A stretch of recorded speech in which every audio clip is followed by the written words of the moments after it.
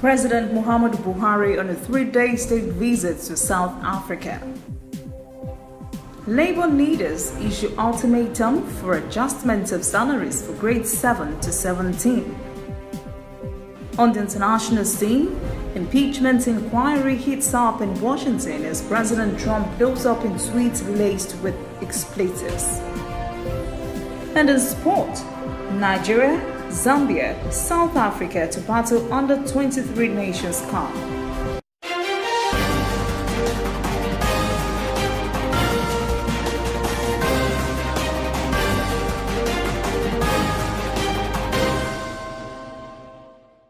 This is ANN News.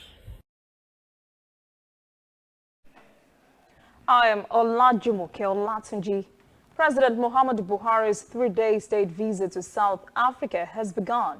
Tied to the visit is the 9th meeting of the Binational Commission in Pretoria, which the president also attended. The two heads of state attended the meeting for the first time after it was elevated to the level of president's participation. This follows the strategic position of the two economies in Africa and the need for stronger relations. The two leaders, Cyril Ramaphosa and Muhammadu Buhari, co-chaired the binational meeting where they patched up their fallout over recent xenophobic violence against Nigerians and have agreed on steps to avoid a repetition. They also agreed to increase cooperation between the two countries. Before the meeting, both presidents had discussed issues of mutual interest relating to the welfare of citizens and expanding economic and cultural ties. Buhari will also hold an interactive meeting with Nigerians in South Africa before returning home. And so much is on the plates of the two presidents as they hold their discussions in Pretoria. They have issues of trade diplomacy and even relationship between Nigerians residents in South Africa and their host. Angela Coppola looks at what shape the talks would take and where the relationship between the two countries stand. The continental powerhouses have a lot to talk about. The state visit comes at a difficult time in their relationship. We're really hoping that this will help improve the relationship. I mean, it has been through rocky times, probably always, but particularly at the moment. And I think the timing of the state visit is important because it's come quite close on the heels of the xenophobic attacks. They both need one another to create the kind of economic dynamism and African unity that everybody talks about, but very few people actually practice. But at the same time, they compete for regional leadership. The official government-to-government relationship goes back to 1999, when the Binational Commission was established. There's a lot of outstanding practical issues and outstanding agreements and agreements that are not working that I'm told are going to be looked at again or that are no longer relevant because they've been sitting on the books for such a long time. So there's a lot of work to be done because the binational is supposed to sit regularly, but it hasn't. The regional dynamics are important and the outcomes of wide-ranging discussions will be closely watched by both sides. The truth of the matter is that South Africa needs Nigeria a lot more than Nigeria needs South Africa. The amount of trade is skewed in South Africa's favor. South African investment in Nigeria is very significant. And we could see, the fear, that South African businesses experienced when the retaliation began.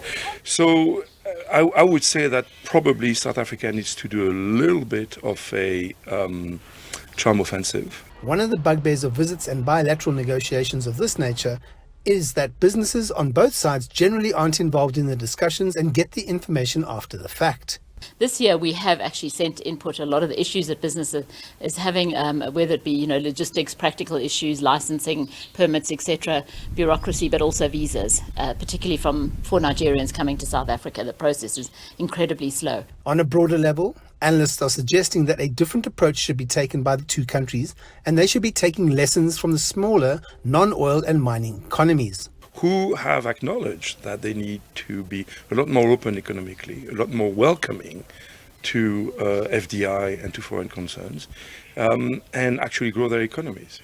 I think in this case, pride and mutually applied pride is probably doing a lot more damage than we acknowledge, and it is not quite, I think, how these two should play out. The leaders of the two continental powerhouses have an opportunity here to reset and restart the relationship between those two countries for the benefit of the entire continent. While some charged domestic issues will be waiting for the president when he returns from South Africa, one of them is an ultimatum issued to his government by labor leaders on the new minimum wage. The unions have rejected the presidential committee set up to further deliberate on the issue of consequential adjustments of salaries of workers between grades 7 and 14. Leaders of the Nigerian Labour Congress and the Trade Union Congress had decided at a meeting in Abuja on Wednesday that the Joint National Public Service Negotiating Council must complete its assignment within 1 week. The union leaders issued a joint statement after the meeting insisting on 29% and not 11% increase in the salaries of grade 7 to 14 workers and 6.5% for those between grades 15 and 17. It said industrial peace and harmony in the country may not be guaranteed if the demands are not met in 2 weeks. The Economic and Financial Crimes Commission, EFCC, has rearrested an alleged internet fraudster, Abolarin Kayode, who allegedly absconded. He was docked again on Wednesday before Justice Sikiru Oyinloye of Kwara State High Court sitting in Ilorin. The alleged internet fraudster was arraigned on 7 counts of internet fraud and other fraud-related offenses. He was initially arraigned sometime in February before Justice Babagana Ashigo of Federal High Court Ilorin, but disappeared after being granted bail. His luck ran out sometime in August as the FCC operatives traced him to Ilorin GRA, where he was rearrested. Kayode pleaded not guilty to the charges on Wednesday, prompting prosecution counsel in Emeka Umema to ask the court for a trial date and for him to be remanded in prison custody. In his response, counsel to the defendants pleaded with the court to remand his client in the custody of the EFCC. His request was denied by the judge. The case was adjourned till mid-October, during which time the defendants would be remanded in prison. Another commercial vehicle conveying passengers is plunged into the Ososa River on the Shagamu-Ijebu-Ode Benin Expressway in the Odogbolu local government area of Ogun State on Wednesday afternoon. The bus was reportedly heading to Ijebu-Ode from Lagos when it plunged into the river. A similar accident occurred over the weekend when a vehicle plunged into the Hyperlink Seine River. A spokesman for the Federal Road Safety Corps, Ogun Sector Command Florence Okwe, said a rescue team had been dispatched to the scene of the accident. We'll take a break, and when we come back, we'll go through African stories. Please stay with us. Coming up, African stories. Deliberations taking place in Yamey, Niger, on how to get African leaders to honor term limits. And later, international news. President Trump blows up an explicit maiden tweet as his impeachment inquiry heats up.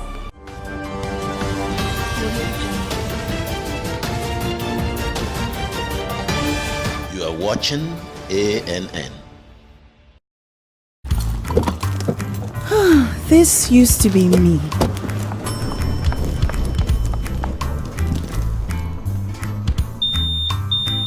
But that was before I got the perfect bag. It's handy and easy to use.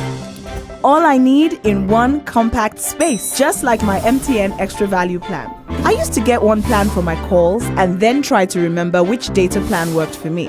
Roaming was a totally different ballgame. Not anymore. I've got the MTN Extra Value all-in-one plan. If you're a data buff like me, you get extra data with some talk time. And if you like to make calls, you get extra talk time with some data.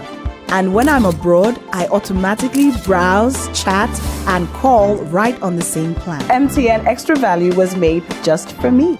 More of data or calls, whichever one you prefer. MTN Extra Value is made just for you. Welcome back. This is ANN News. Now to African stories.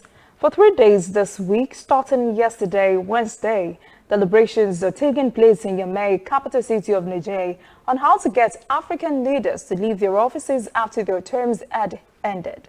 Many key stakeholders from across the continent are attending the summit to address this very pressing challenge to democratic progress on the continent. Some have said African leaders are unwilling to leave their posts because there is an erosion of the constitutional rule of law. Many of the leaders extend or amend their country's constitution to extend their term limits. The National Democratic Institute is co-hosting this Constitutional Term Limit Summit with the African Forum, the Open Society Initiative for West Africa, and the Kofi Annan Foundation. Panel discussions will allow leaders to share their experiences and tell their stories to underscore real-life experiences and case studies of democratic progress made in Africa and challenges still to be overcome. Participants are expected to issue a declaration of principles as a tool to empower Africans to hold leaders accountable and have them adhere to constitutional term limits. Nigeria's former president, Goodluck Jonathan, will join Liberia's former president, Amos Seyo and Ellen Johnson Sirleaf, Sao Tome and Principal leader, Miguel Trovado, Mohamed Ousmane of Niger, and other African leaders to tackle this all-important topic at the summit. Ethiopia says it will sell a minority stake in the state-owned phone monopoly, Ethio Telecom, and award telecommunications licenses to 2 new operators in the first quarter of next year. The announcement comes as a Paris-based Orange SA and the biggest wireless carriers operating on the continent, including MTN and Vodacom, have expressed interest in the market in Africa's second most populous nation of 100 million persons. Koleta Wanjohi has the details.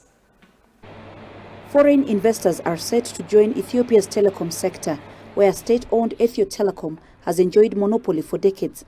The government is now seeking professional guidance to map out exactly how much of the company will be sold in shares. We've been saying it's up to 49%, but exactly what percent is something that would be decided, because we will be reserving a certain share for the Ethiopian public as well. And also getting Ethio Telecom's data right would be part of it. The government is set to offer 2 other operating licenses to independent telecoms firms. The Ethiopian government plans to start engaging the new transactions advisor by November this year, with the target of finalizing the privatization process by mid-2020. The international audit firm KPMG is currently valuing Ethio Telecom.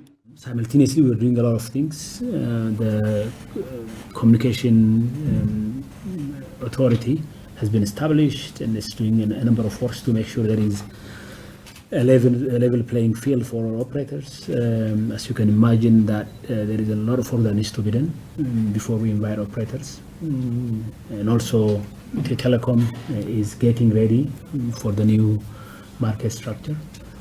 But what we have announced is before the end of this year, the transaction process will be completed. The privatization is part of Prime Minister Abiy Ahmed's economic reforms aimed at opening up state-owned companies to private investment. Opening up these sectors will in and of themselves bring in an initial significant amount of foreign exchange if handled well. A bid will be put out at a time yet to be decided by the government to invite foreign companies to compete for investment opportunities in the telecommunications sector. Tunisia State News Agency has quoted Finance Minister Ridha Chalgum as saying the national budget will rise to $16.5 billion next year. The deficit in 2020 is targeted at 3% of gross domestic product compared to the deficit of almost 4% of GDP the Prime Minister Yusuf Chahed had predicted for this year. Reporter Hadnin Chawochi has the story. The Finance Minister Ridha Chalgum says he aims at reducing the budget deficit that stood at 6.1% in 2016 and 2017, 4.8% in 2018, and is currently at 3.9% in 2019. We seek to further lower the state budget deficit to 3% in 2020. This will help us decrease the indebtedness rate, which dropped 2 points in 2019, and provide additional resources.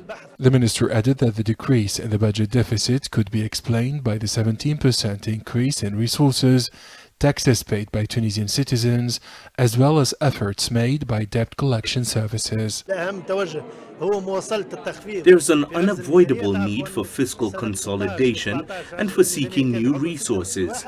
It is impossible to continue working with an indebtedness rate exceeding 70%. The state must diversify its resources. The Minister of Investment declared that the government is committed to reducing the budget deficit, boosting the level of investment, particularly in infrastructure and development, and increasing the budgetary financing rate from the state's own resources. The Tunisian government's restructuring plan is underway. The new budget will favor the creation of infrastructure, investment and other economic projects to create jobs and revive the economy. According to the state budget for 2019, the amount of civil service salaries is equivalent to 14.1% of GDP, against 14% discounted in 2018. Economists are calling for a better control of the public sector wage bill.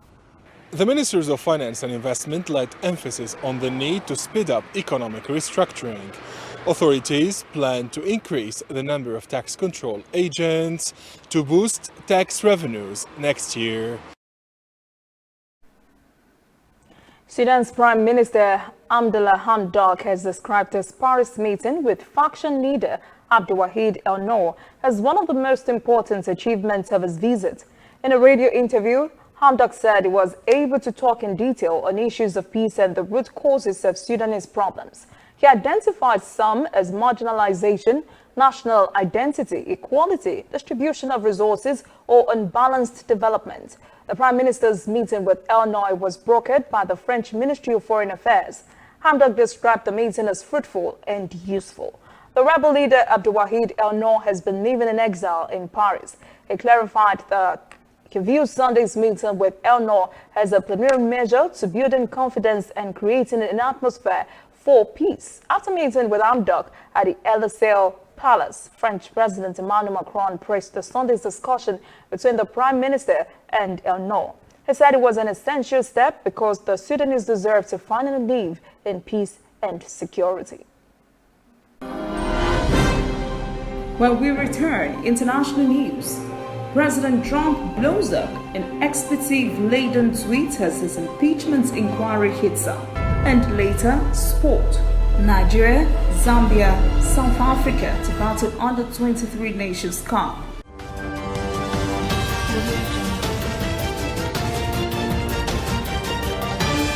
You are watching ANN.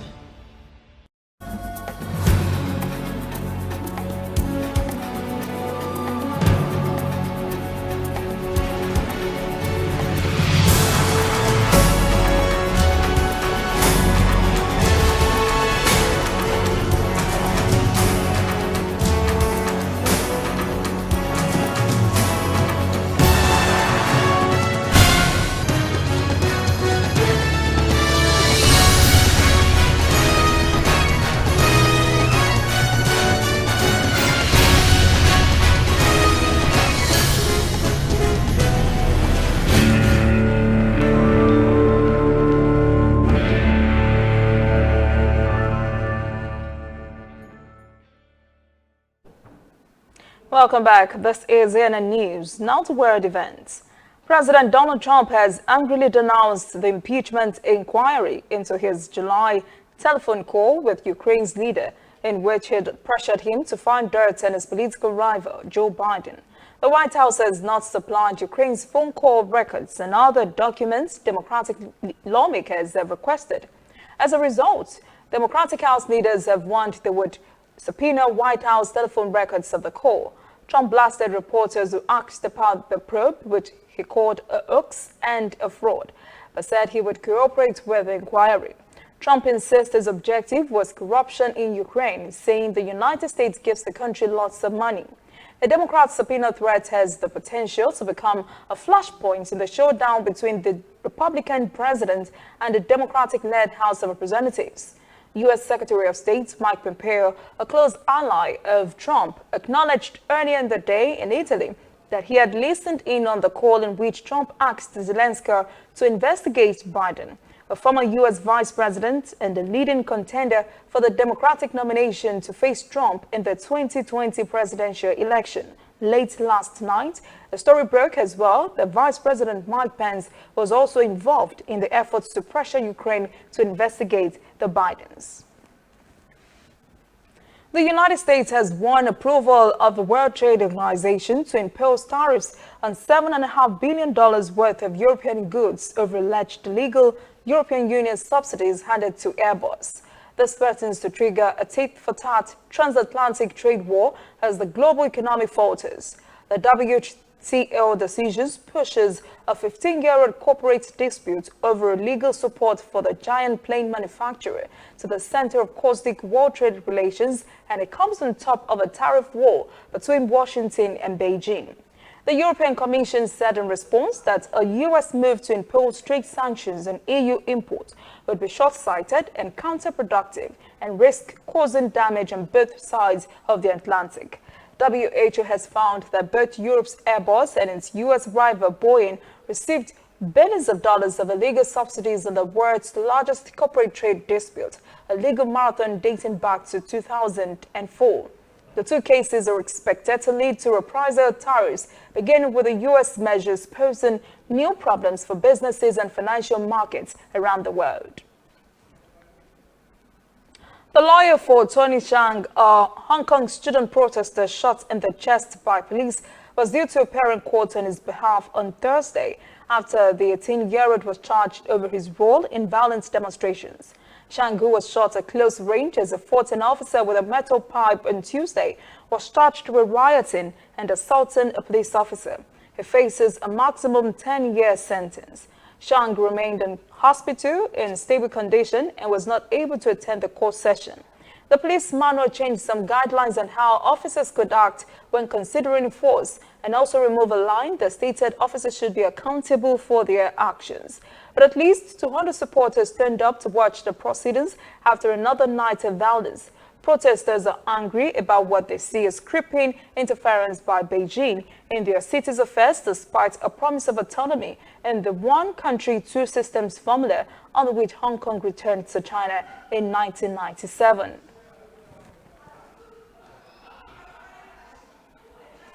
Iraqi police fired live rounds to disperse crowds that defied a pre-dawn curfew to protest on Thursday after 11 persons were killed overnight in clashes that have escalated in one of the worst security challenges since the defeat of Islamic State.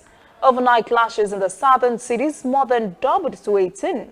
The death toll of 3 days of unrest. The demonstrations began in Baghdad on Tuesday and quickly grew and spread to other cities, mainly in Iraqi south. Police fired live rounds, tear gas, and water cannon to disperse protesters. Demonstrators directed their anger at a government and political class they say is corrupt and doing nothing to improve their lives. They demanded jobs, better services, and called for the downfall of the regime. A U.S. panel has asked Boeing to make an engineer available for an interview after reports that the worker filed an internal ethics complaint on 737 MAX safety, and that the plane maker convinced the regulator to relax safety standards. The engineer said in the complaint filed this year that during the development of the 737 MAX, Boeing had rejected a safety system to minimize costs.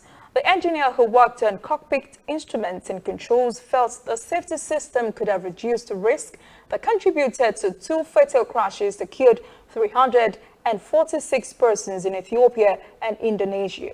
Boeing said it would continue to cooperate with Congress and regulatory authorities as it focuses on safely returning the MAX to service.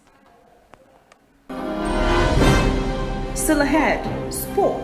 Nigeria, Zambia, South Africa to battle under 23 Nations Cup. Please stay with us.